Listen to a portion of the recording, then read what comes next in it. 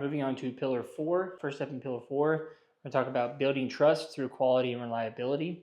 So your reputation, whether you can get things done right, can you get things done fast, it's very important because as much as we would all like to make this about ourselves, there is a team that goes into this process and building a good, while you can't control the other members of your team, putting out a good reputation and, you know, building a good relationship with those other team members is going to be very important to your success. So first thing we're going to talk about, every brand has their surveys. Every brand has ways for the customers to grade us. For technicians at Audi, it's called Fix Right First Time.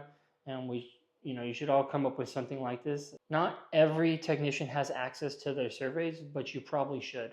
Like you should get a hold of your surveys from your manager and ask them about your surveys and reflect on them. Because it's important to know what you did wrong and what you did right. Sometimes you get a good number, sometimes you get a bad number. Sometimes you know when you made a mistake, and sometimes you don't. And so it's important to know what you did and why you did it. And you don't have to agree, but I also don't want you to be closed-minded about it. What I want you to do is think about, like, what could I have done better? All crooked. Yeah, just sloping down.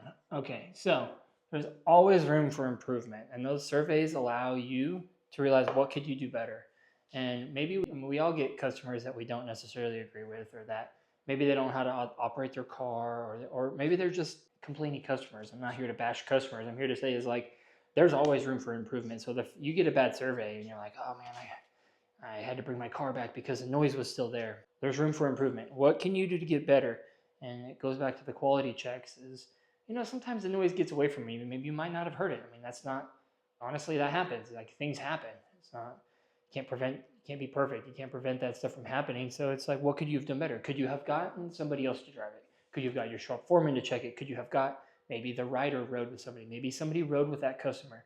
Like maybe somebody talked to that customer. Maybe get an extra set of eyes on it. Like what could you have done better to eliminate that customer's survey? It just goes back into like, how do you think of yourself? Like, do you want to be the best technician? Do you want to be the most reliable technician? Do you want to be the technician that everyone goes to when they have repairs? Like, you're not going to always get the good repairs sometimes from people. Like your riders are going to bring you bad tickets. Your riders are going to bring you stinky tickets, but they're also going to bring you the good ones. Like, hey man, I just sold this 20-hour job and I need it done by the end of the day, or I need it first thing tomorrow. Can you help me out? Like, be the guy that says yes, and like put yourself in a position, build your reliability up and build your quality up to where people know that you're doing a good job and that you're being consistent with your repairs. Like, you don't want a bunch of comebacks. No one's going to come to you if you have a bunch of comebacks. People want to make money. People want their upsells sold.